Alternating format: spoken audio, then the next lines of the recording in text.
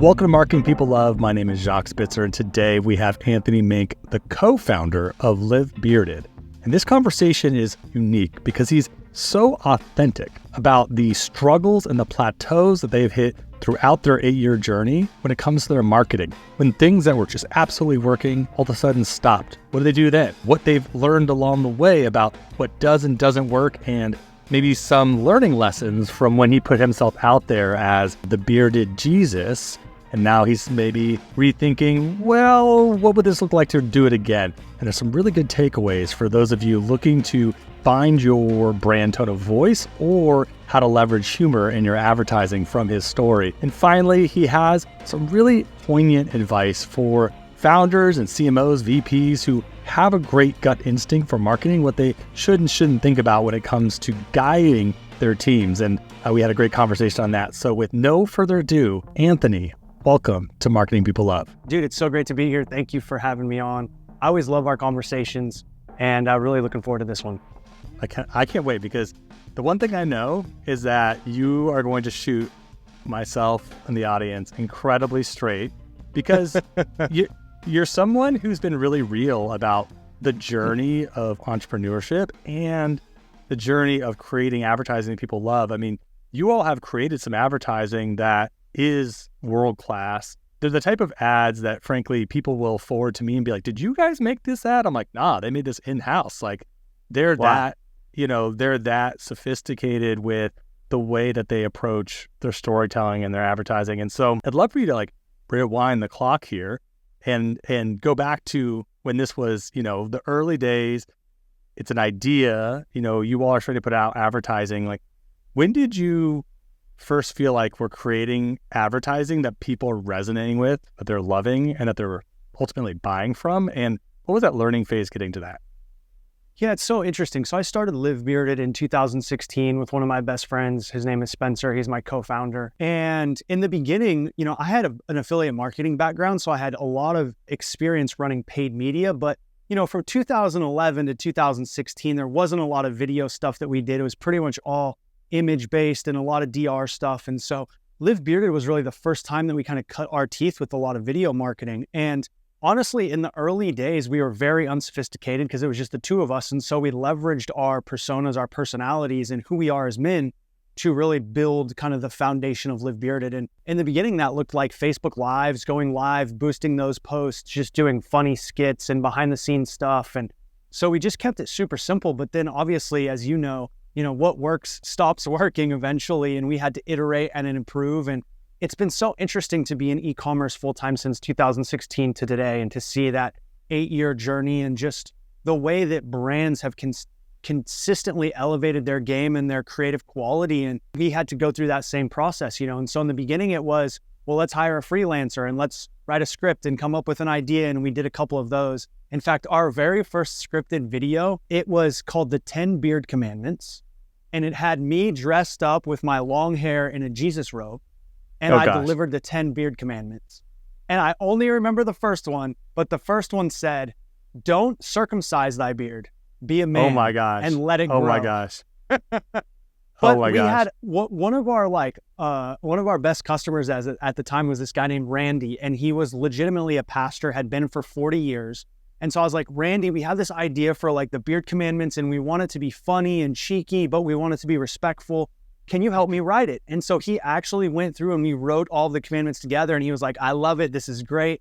At one point, I flipped over a table with a bunch of other competitors. I turned water into beard oil.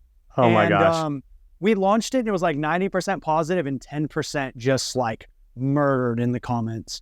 And at the time, I want to say it was like 2017, and I got nervous, like I hadn't ever stirred the pot that much in any of our advertising. And with it being a religious ad, we didn't take it down, but we just stopped boosting it.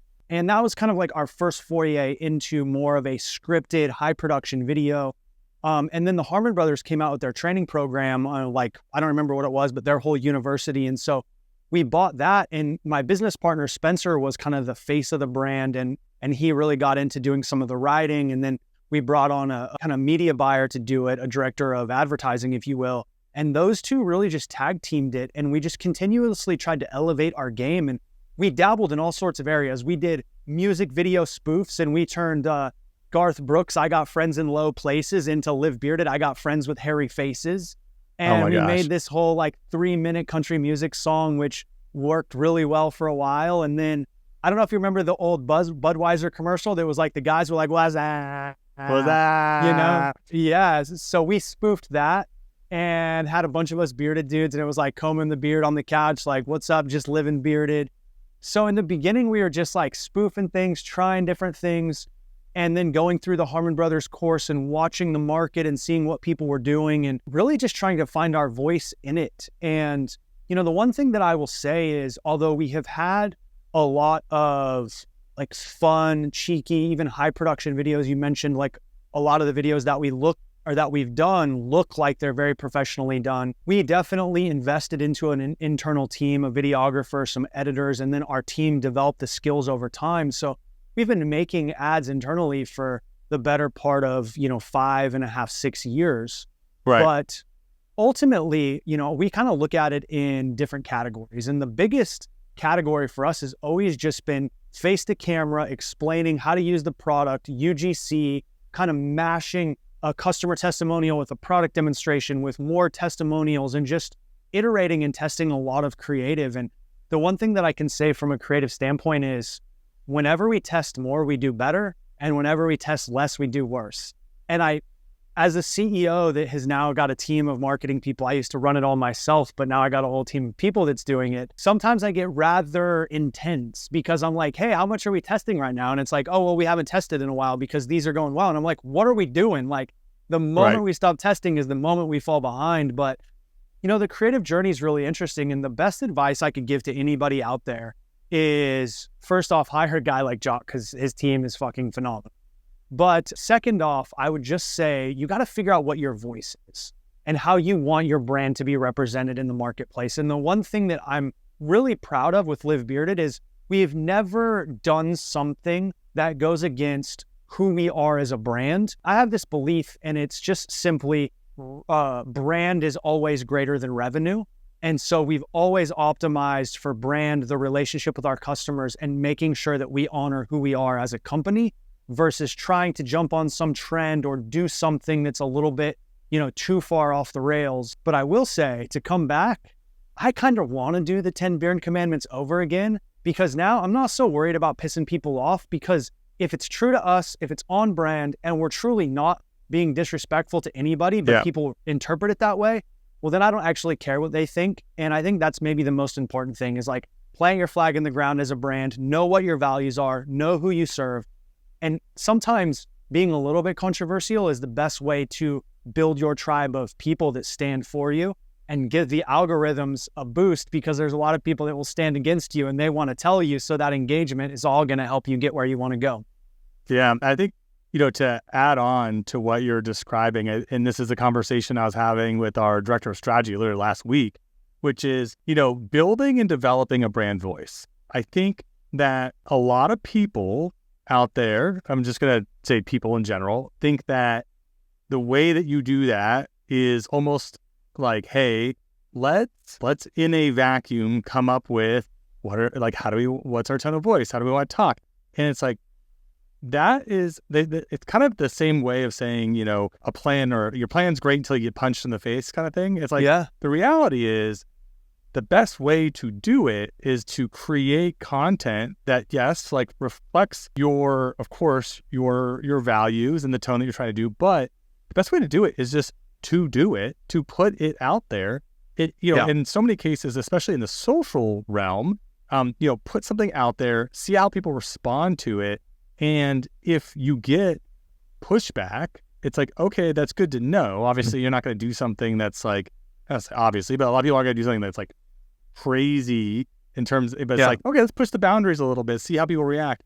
We did funny enough, for men, we did a project recently. Okay. I just, because you guys are into the beards, they help the guys keep it keep the grays away if they want to. And we did this entire, series of videos for them. And it was amazing to see the response to, watch times, click-through rates, commentary, I mean, like honestly, 95% positive, and we pushed there quite a bit in terms of like where they were going with. They'd never done anything with this tone of voice. They'd never done anything in this way. Whereas like when we did it for, let's say, Dude Wipes was like, yeah, we're down for anything out the gate. They're just like, shock us, and then we'll see if we need to pull it back. And really what we're realizing, and this is what I was saying with direct strategy, is like you kind of have to put it out there and do it.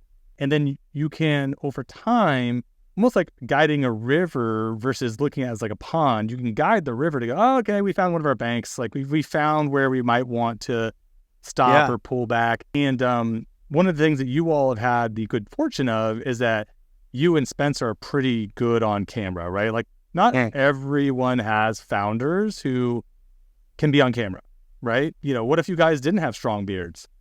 Like you guys both have incredible beards, but not like I can't grow a better beard than I have right now. Physically, I just can't. So, you know, you guys have had the opportunity to iterate and be in so many ads and push yourselves out there and find that tone of voice. I'm curious I'm going to go back and find this ad, the 10 Beard Commandments, but what would you do differently now having done it the first time, now going into a second time, if you were to do it again? For the first thing I would do is give myself an identity. So it wasn't assumed that I was trying to emulate Jesus. Cause like when I put my hair down and I have the robe on, like I was Jesus for Halloween for like 5 years in a row because the reactions are unbelievable. And, you know, I just guess I naturally have that look. Now you say it, I could totally, like you with long hair with those eyes. I mean, dude, I'll send you a picture of me in a Halloween costume after. I'll text it to you. And you can throw it in the video if you want, but it's pretty hilarious. So the first thing I would do is I would give myself a name, an identity. And like, I think the Harmon brothers did a video that was like, I'm the grill god, and he was in the backyard and doing grilling. So I would give myself like, I'm the beard god. And so I would separate that assumption of like, oh, these guys are mocking Christianity and they're playing a character that's totally different. So that would be the first thing out of the gate that I would do to set a different frame. And then from there, I mean, I think once you set the frame, then you automatically identify that you are not trying to touch on this, you're going in this direction. And I think you're totally good to go in that direction. And then I'd probably try to pull in a couple of other characters to play on it, almost like, you know, in Greek mythology, you have Zeus, and then you have Poseidon, and you have, you know, all the different ones, right? And so we'd maybe pull in another one or two characters that come up, and we talk about, you know, the different types of gods that we are and what we're doing. And so I would just set the frame differently. The first time around, I didn't have the context. And I think one way to get really controversial or to teeter on that line is to just make a clear frame differentiation so people know that you're not trying to mock or emulate this, but you're modeling maybe an idea or a storyline or a philosophy, but you're clearly separating the two. And then if you piss all the people off, you're like, dude, I'm not trying to be Jesus. I'm the beard god. Like this is totally different. Right. And so that would be the primary thing that I would do.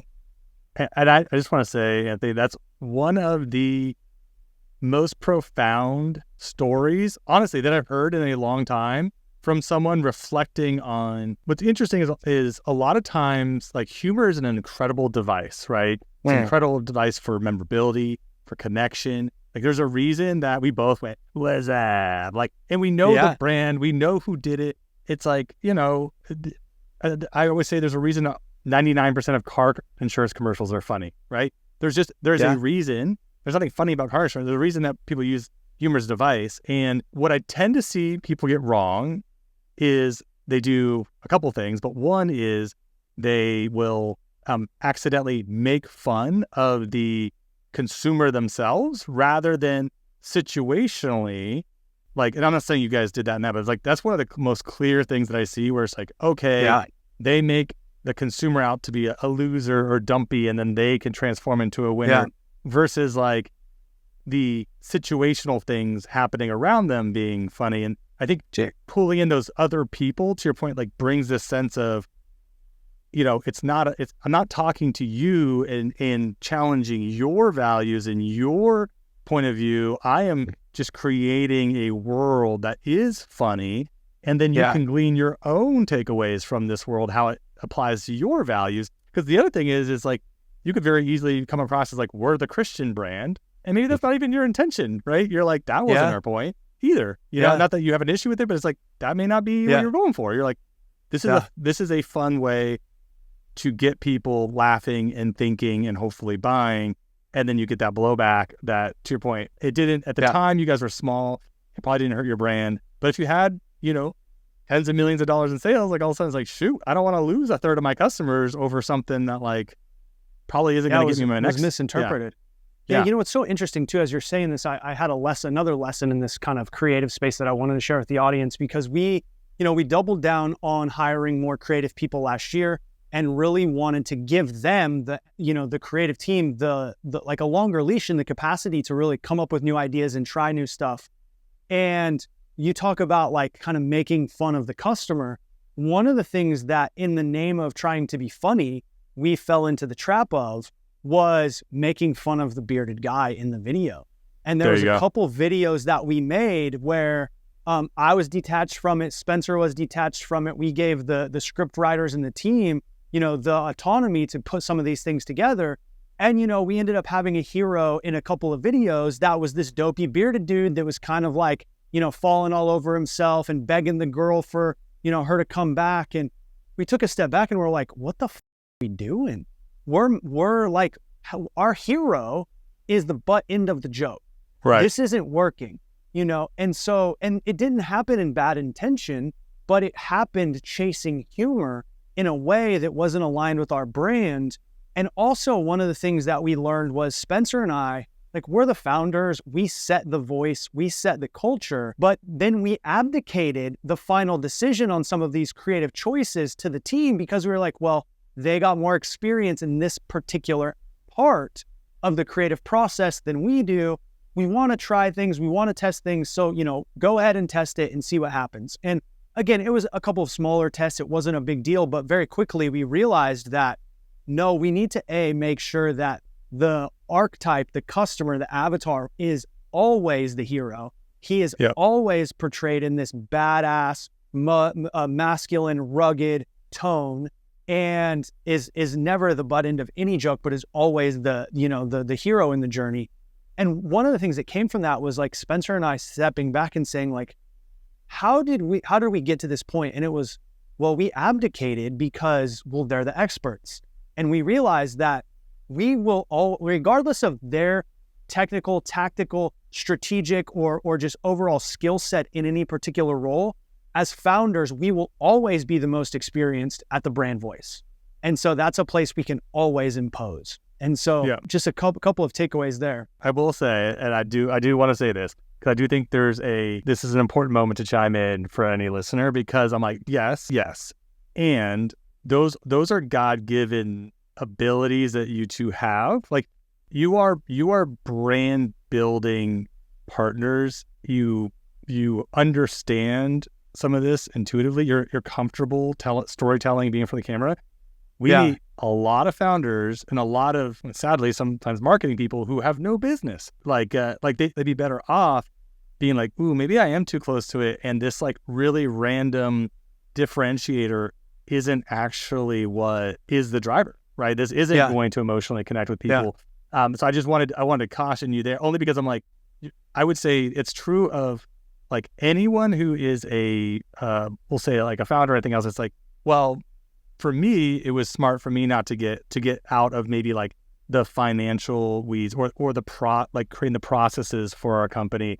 But when it comes to the brand and the storytelling, well, that's my thing, right? That's my jam. Yeah. And to your point, like, I can always hire someone who will do it differently. Maybe they can't do it better, all the things. And so I wanted to clarify that only because I'm like, you're right. And I can think of a couple of brands that we've worked with where when I'm talking to the founders, I'm like, you get it.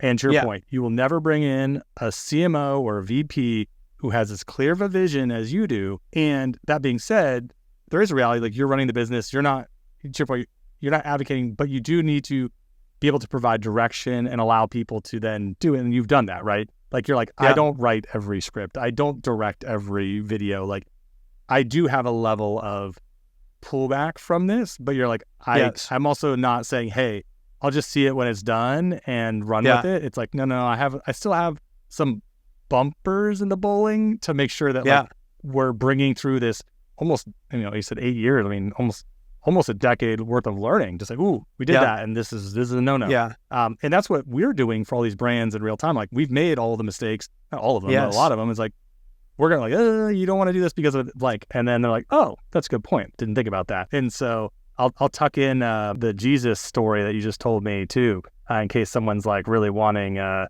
religious forward figure to be in their ads coming up. Yeah, no, I think you're spot on, and I appreciate the credit, because really what you're saying is like, you and Spence are really, really fucking good at understanding the voice and modeling and speaking to our particular audience, which we are because we were the voice of the brand for 6 years. And then we brought on this team of people to extend the voice beyond us. And they didn't understand contextually how the bearded guy always has to be the hero, and how we had like the tribal knowledge that they didn't.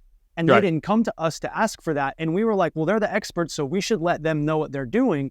And so in this case, like, we really were the experts of the brand voice, but to your point, there's a lot of really incredibly smart people, and you guys are at the top of the list, that this is all you do as well. And so you guys are the experts at sifting through what that narrative needs to be in that brand voice. And you wouldn't be as silly to make the mistake of making the hero the joke in the story and things like that. So, but I could almost draw like an interesting chart where I'm like the best outcomes always come when, the advertising team is able to, whether it's the founder, the CMO, the VP, the marketing manager, is able to articulate clearly, like, these are messages that have worked and these are messages that haven't worked. Hey, we might be carbon neutral as a brand, but we've never seen anyone ever buy a product because we're carbon neutral. And every time we've done that, it just doesn't work. It's a trap. Don't fall into it. Or we started this because we thought sugar-free was going to be an angle. People don't care about the sugar-free. Don't fall into that trap, right? And I say that I can give you a great example of that, like with us. Because we used to say like, oh, grow your best beard, period. Look great, feel great, etc. That sucked. But when we said give you more confidence, like, or your beard sucks. No, you don't suck. It doesn't suck. You just suck at taking care of it. Like, we're going to give you the beard that you've always wanted. And that idea of like, we'll help you grow a great beard versus we're going to give you more confidence. We're saying the same thing. Great beard didn't work. Confidence crushed. And so just understanding semantically the language that works well, and then being able to share that knowledge with someone. Right. No, I love that. And yeah, once you have that, you're like, well, we've spent millions of dollars learning this. And then you're like, okay, great. We'll pass it on. And it can be hard to do that, to take all of those learnings that you get in all these different situations and pull them into a set of rules. And sometimes those set of rules like don't necessarily like work. So I'll give you another example. We have learned that with women, and a lot of our advertising that's done very well with a female forward audience, that empathy trumps humor. Meaning, if we said, hey, you hate your hairy legs, and you want to get rid of your hair, right? Does not work. If we say, hey, you have hair in your legs, maybe you love it, keep it, and maybe you want it gone. Here's how, right? Very different. Like, just not necessarily just being like, and it's bad, but just being like, maybe you love it. That's groovy. Maybe you want it gone. We got you, right? Like, that's different than how men might interpret that message or need to hear it. And it's been interesting learning all of those nuances. And when you create all these different variations, and you're like, we created 3 variations, 5 variations of this ad. Why did this one just do so much better than all the other ones, right? I know you guys do the same thing where you're just like, you're getting so many of these little micro learnings, and then you just tuck it away and you're able to decipher, like, maybe this worked, maybe this didn't. I think very interesting.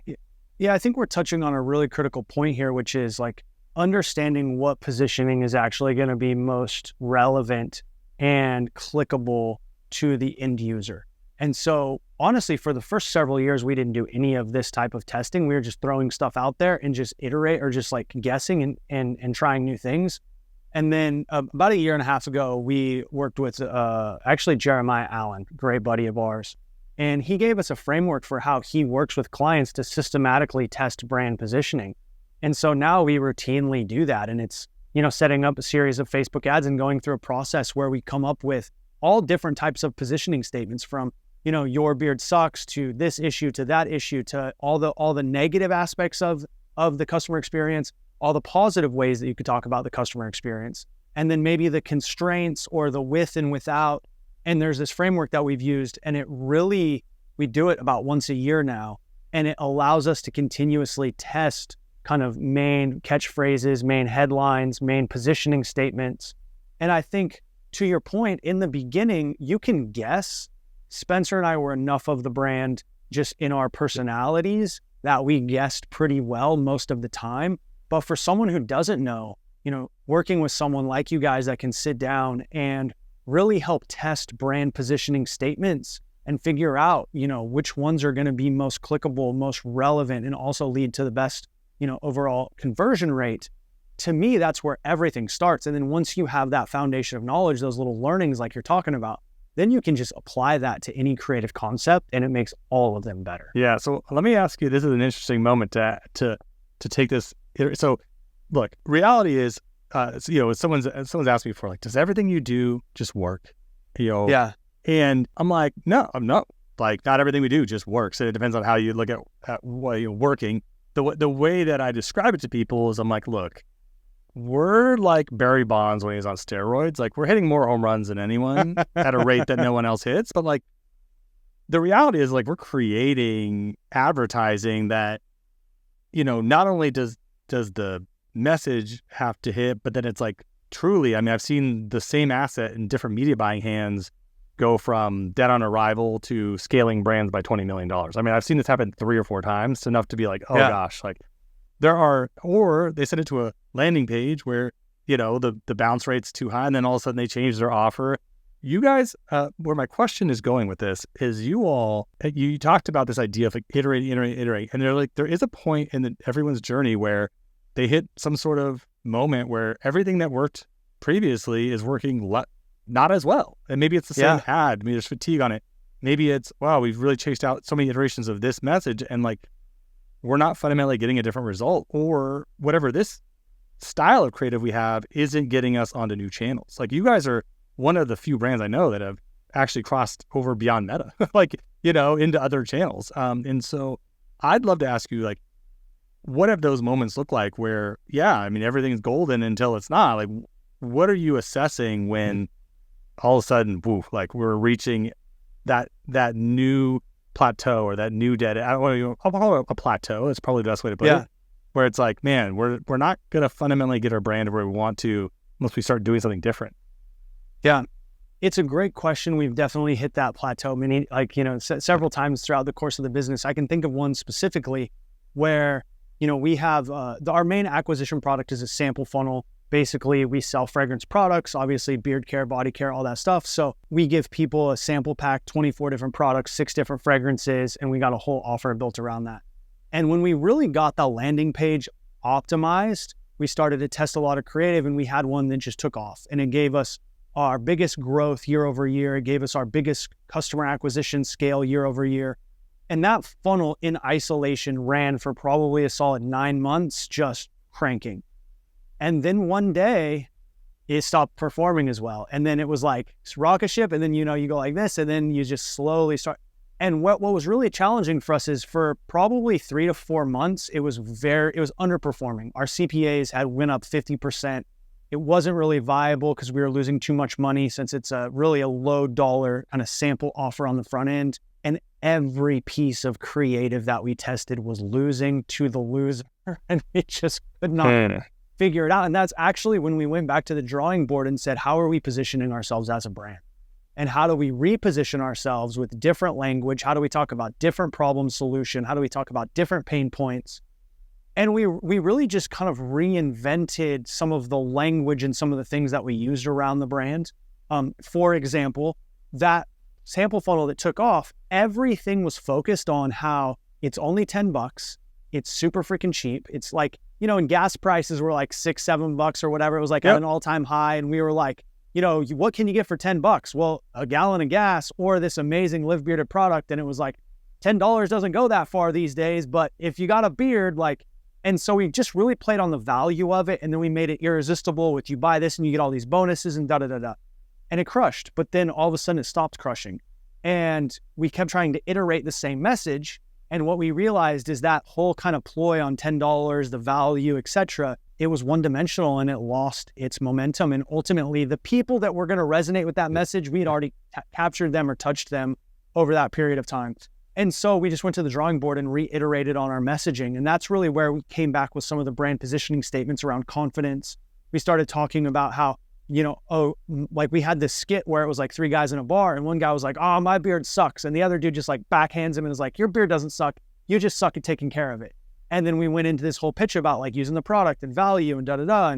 And so we started iterating on the message.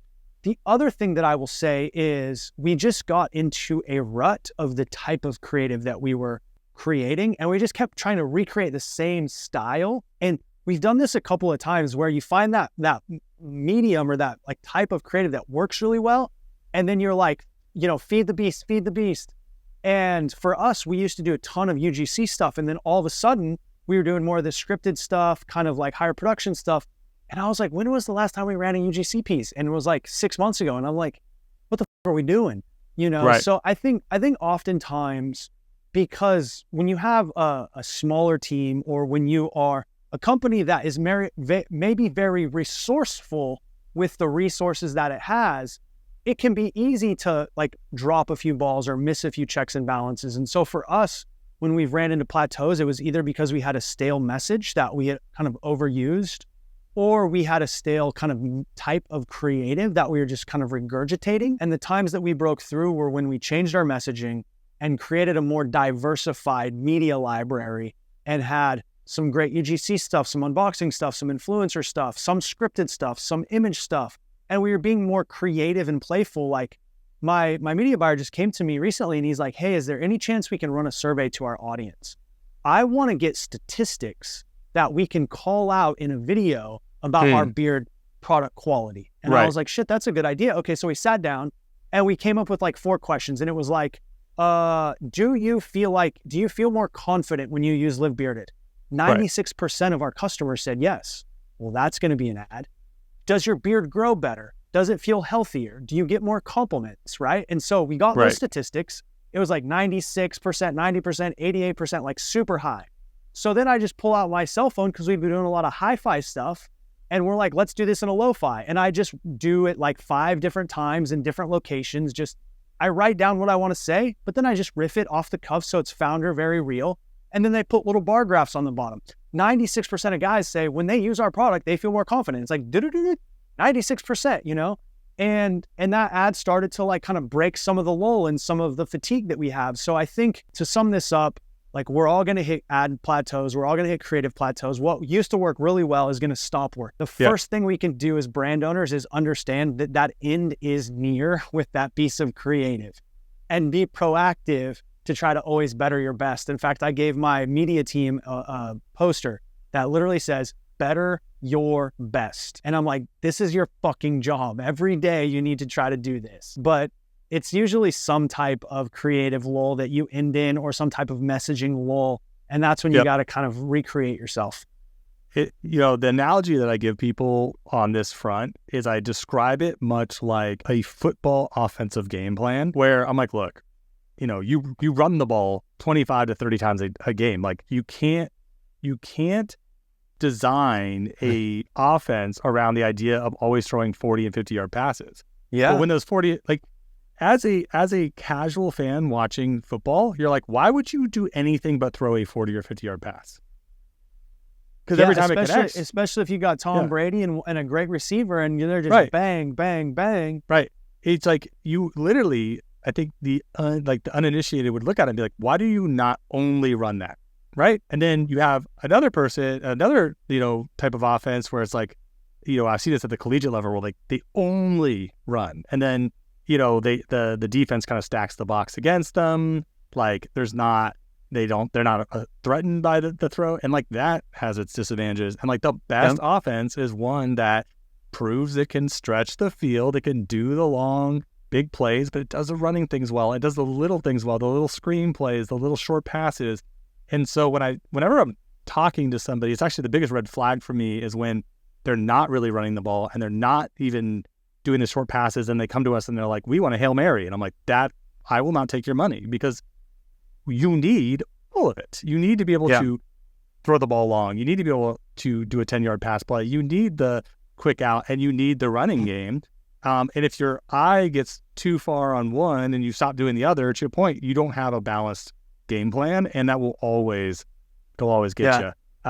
It's interesting though. I'll also say there's a lot of people that don't have the muscle to throw a ball 40 or 50 yards internally in-house. And like, that's where a partner sometimes comes in. I see a lot of stuff about agencies floating out there, and I'm like, maybe you do have the big muscle throw, but you're not consistent. You don't have the UGC partner. Maybe you go get a UGC partner, or maybe you need like, hey, we got this down on pat, but like our competitors can throw the pass and we can't, Yeah, I can give you a great example. I mean, to this exact point, right?